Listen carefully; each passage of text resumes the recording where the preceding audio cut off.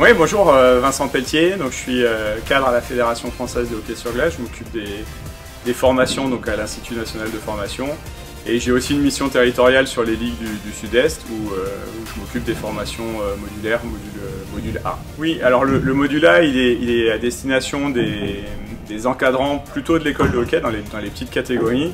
On va être sur tout ce qui concerne la pédagogie vers un pied, la construction d'une séance, la gestion d'un éducatif, comment on dirige un groupe.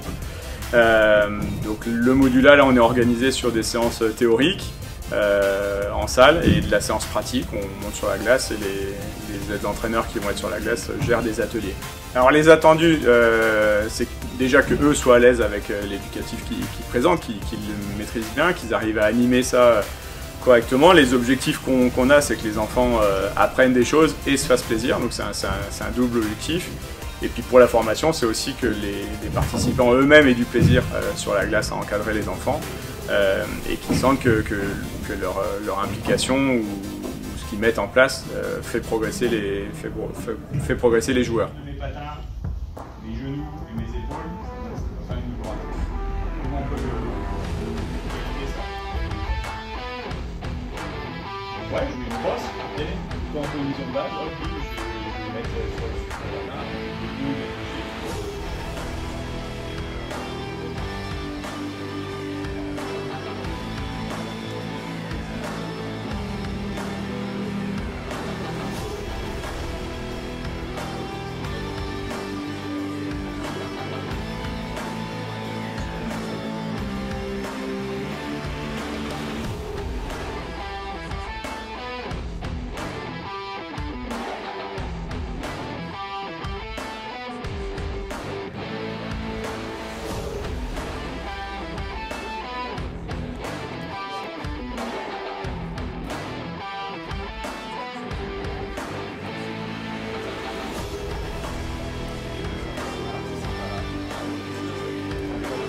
Eh bien, en fait, pour nous, c'est très important la formation. C'est vrai que depuis quelques mois, on se veut être un club formateur sur tous les pans qui font que le hockey est ce sport aujourd'hui. C'est-à-dire, on a conscience en fait que le développement des enfants, ça passe aussi par la formation des coachs, la formation des arbitres, la formation de table de marque, en fait, la formation de tous les bénévoles qui aident à la construction de ce sport aujourd'hui. Il faut savoir que nous, à Marseille, on est un club jeune. Du coup, on n'a pas forcément encore de joueurs Magnus qui vont venir entraîner nos enfants parce que pas encore de papa. Et donc, on est obligé de se reposer sur des papas qui n'ont pas forcément d'expérience dans le hockey. Et donc, c'est très important qu'ils aient les bons réflexes pour le développement de nos enfants justement et donc de les former déjà au module A. Après, certainement l'année prochaine au module B, voilà, et de les faire monter en compétences petit à petit comme ça.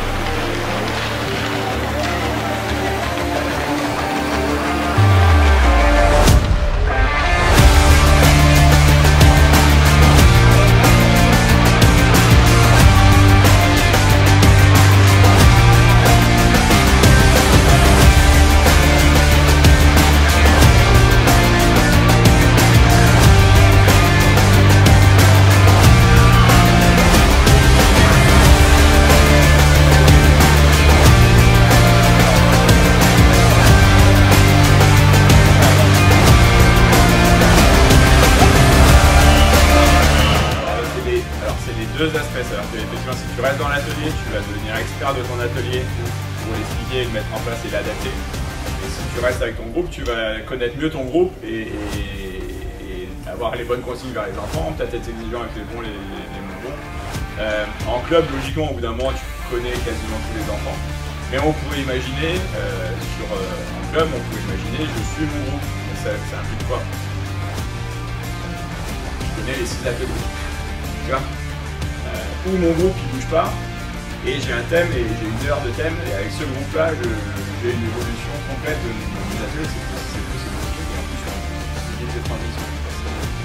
C'est top, mais ça veut dire que pour l'entraîneur, là c'est... Ouais, mes attendus pour ce module, c'était principalement de pouvoir valider certaines connaissances et certaines pratiques que je faisais actuellement. Je voulais aussi me perfectionner, le but étant forcément de pouvoir apporter le meilleur enseignement et la meilleure pédagogie pour les enfants. Ouais, sur ces plateaux, j'ai appris qu'il y avait quand même énormément de préparation en amont, que c'était une des clés pour la réussite de ces plateaux-là. Et que ça demandait aussi beaucoup d'investissement, que ce soit pour les entraîneurs, pour les bénévoles, pour tout ce qu'il y a autour. Tout un club se mobilise pour faire ces plateaux, pour pouvoir donner du temps de jeu agréable et ludique aux enfants.